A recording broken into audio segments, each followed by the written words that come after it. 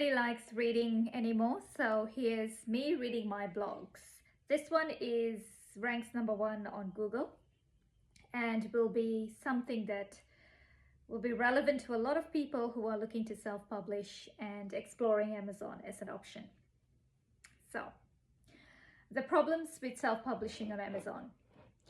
Amazon has long been hailed as the savior for self-publishing authors, providing access not only to a huge marketplace to sell books, but also to a complete range of publishing, printing, and logistics services. It was only when I delved into the economics of it all that it felt more akin to daylight robbery. As I worked through the plans for launching our first book, Willow the Wanderer, it became obvious to me that ignoring the conventional wisdom on the internet was the way to go. Here's why. We don't self-publish and won't sell on Amazon. So, chapter heading, there is no such thing as a silver bullet. There are thousands of articles and blogs on the internet hailing Amazon as the savior for self-publishing authors. Amazon seems to have thought of everything we need: a platform for producing and distributing ebooks, another for paperbacks, print-on-demand services for paperbacks, warehousing if need be, and shipping and logistics and everything around that. All writers have to do is produce their work. Sounds like a dream, right? The problem starts with Amazon's very crowded bookshelf. Did you know that Amazon has over 50 million books on sale? 50 million. When I wrote this article a few years ago for the first time, and I've updated it a few times since, it was 33. So within 5 years, it's gone from 33 to over 50 million books. Now that's one crowded bookshelf. Say you're a first-time writer without a large platform or following of your own, i.e. not one of those celebrities or influencers. What do you think are your chances of your books getting discovered on Amazon out of 52 other million titles? This is where the internet will once again direct you to hundreds of blogs and vlogs that tell you to rank or how to rank on Amazon. Get reviews, they'll tell you. Make sure you have the category right. Don't forget the metadata. Yay! To be fair, these are all good tips and they probably worked well enough in the early days. But Amazon, like every other platform or marketplace, has been focusing on developing another revenue stream: advertising. Again, I wrote this for the first time in 2020, so at that time this was fairly novel. Amazon's annual advertising revenue grew by 64% in the fourth quarter of 2020, right? So it's much, much higher now, obviously. The point here is, though, that this was higher than growth in any other segment per its own quarterly earnings report. And unlike Amazon's other revenue streams, advertising is also capital light. What that means is they don't have to build massive infrastructure like a warehouse to grow this revenue stream. It's data analytics, it's algorithms, it's all those things. Is it not possible that with the shift in focus to advertising, Amazon's algorithm are now optimizing for ad spend? We saw the same thing transpire with Facebook and Instagram once they switched to ads again, around the late teens, 2017, 2018 to 2020. Organic reach at that stage, and these are all the people who build community on Facebook, it plummeted to below 50%, what it means is that when you put a post on Facebook, the percentage of your followers, people who follow you and like you, who see that post is less than 5%. It's less than 1% now. It's very low. Anecdotally, the experience of self-published authors on Amazon that we spoke to as we were researching how to publish our books corroborated this. As soon as they start spending on advertising, they see book sales come through. They stop advertising, sales tapers off. The sales volume tends to correspond to their ad spend in a strangely stable and predictable manner as well. In other words, if you spend, you sell. If you don't, well. So should self-published authors be content with this additional cost? At least it's delivering volumes, right? Not really. This additional cost simply exacerbates the problem of economics for an author, any given author. The high economic rent for theoretical reach that publishers pay. So let's break it down. For every print book sold on Amazon, circa 40 to 60% of the retail price is taken off as their service charge, right? They call it a service charge. This is in effect the sales commission they charge, with the remainder being royalty before all other service charges and taxes are applied, but more on that, right? The sales commission they take depends on how broadly you'd like to use Amazon to distribute your books. So they charge 40% for keeping it exclusive, distribution exclusive to Amazon, and 60% if you use Amazon to make books available more broadly to other booksellers in a service they called expanded distribution. It's important to once again note that the distribution reach being promised is largely theoretical. Unless you pay for marketing, right, there's a good chance you won't be seen. To us, at least, it seemed that Amazon was double dipping. The only way to get your book noticed and purchased on their platform is through advertising, right? Paying them advertising, ad revenue. And when you do sell, you then pay them a hefty commission for the privilege. It's double dipping. As an aside on ebooks, if someone is just content with publishing an ebook via Kindle Direct Publishing, then there is a promise of it all being for free, except for the 30% that's taken off at the point of sale, of course, their sales commission. And I have to say that 70% in royalty is still a compelling proposition, right? But this too only materializes when the book sells amongst millions of self-published books on KDP. Cue more advertising spend. Now, I have an update here for AI, because AI now makes it so much easier for any grifter to come up with a book, prompt a book into existence, list it as an ebook on Amazon. So this marketplace is going to get even more flooded, right? Incidentally, most of the blogs singing Amazon's praises tends to be written by early adopters of KDP, right, who self-published ebooks in the good old days before advertising. And good on them, I say, right? Being an early adopter of any platform is the best way to maximize value from these new age platforms.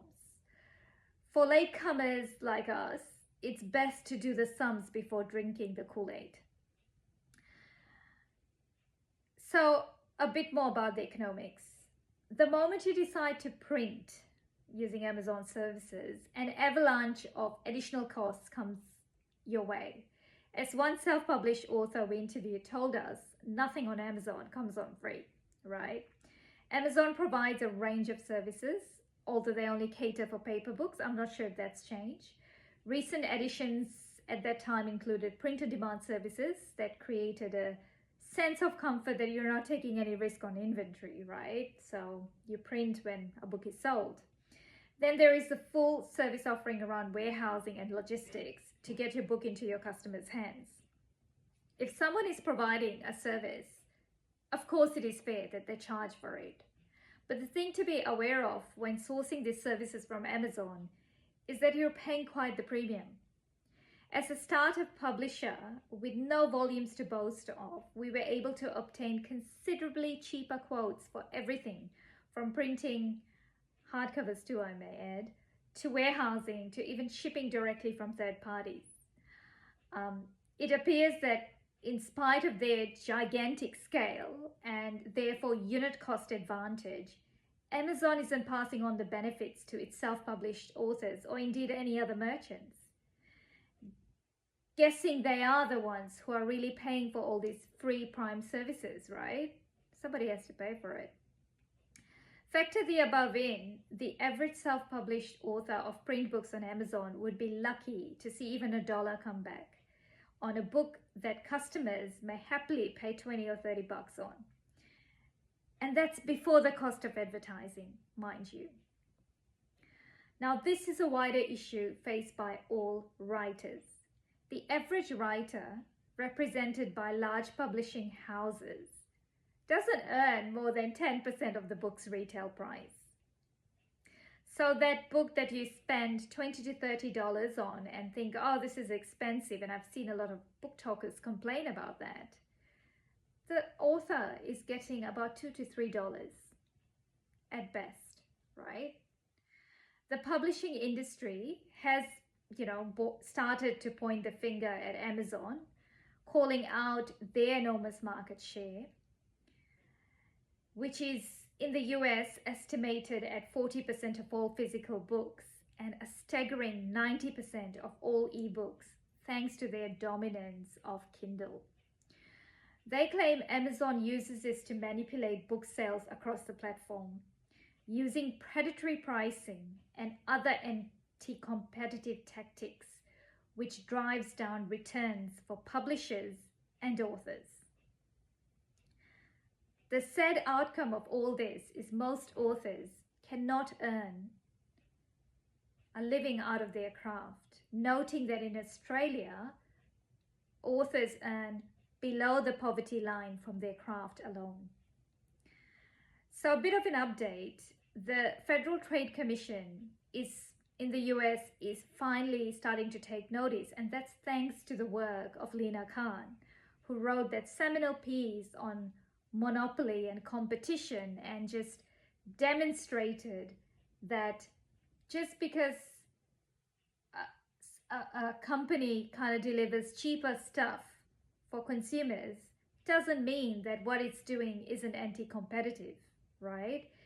And what FTC is doing is they're taking Amazon to court for anti-competitive practices. This is not for their book practice. It's not for Amazon Books.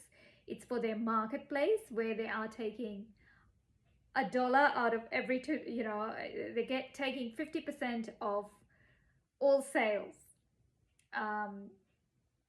for their resellers on their marketplace. And FTC's contention is that this is predatory pricing. They are taking more and more and exploiting their market power to do so. Now, they have obviously been exploiting publishers in a similar way, because if you are a big publisher, you cannot turn off Amazon. It generates so much sales now that you just have to, you're a taker. You just take the terms they give you. So what have we chosen to do? To begin with, we made the decision to ignore the conventional wisdom and not use Amazon as the platform to either self-publish or indeed sell our books. The point of this blog and this vlog is that I can justify it on purely cold, rational, economic terms, with both authors and a publisher's hat on. When we were doing all this work, we did not have the option of going through traditional publishing, because we wrote our first book in 2020 and we're looking to publish it then. And of course, that was when COVID was ripping through the world and all the publishers had pretty much closed their door to submissions. So it was only after much consideration of our purpose, our values, our goals, our focus areas, and critical success factors, my background is as a strategist, that we decided to start our own independent publishing house, Wiser Stories. Now, Wiser Stories has a different business model than traditional publishers. It's more like a professional self-publishing platform for us, our own in-house publishing platform. So it may not be the best thing for a lot of people out there, but it made sense for us because we had long-term plans in the space, and we kind of worked through and articulated what those plans was. So don't start your own company unless you've kind of really thought about it. We are still very much back then at the start of the journey. We're probably 5 years into the journey, and there's a lot we've learned. And over the course of the next few months, and the point of these kind of video vlogs is to share some of our learnings in publishing, and also self-publishing as well. And it's a hard gig. There are no silver bullets, and Unfortunately, there are a lot of grifters out there selling silver bullets. So I really wanted to do this piece to share with other authors, other aspiring authors, but also with book buyers and book readers, the reality of publishing, because there's a lot of noise that you see, there's a lot of preference. Even for our books, there's a lot of people searching for books at big discount stores. You know, the margins in books and publishing is so thin, even when you do it yourself, that this preference to kind of buy books at this incredibly discounted prices is actually making the whole industry unsustainable. So this is the first installment. Hope you enjoyed it, and tune in, sign in, subscribe, follow, whatever, to get more content like this.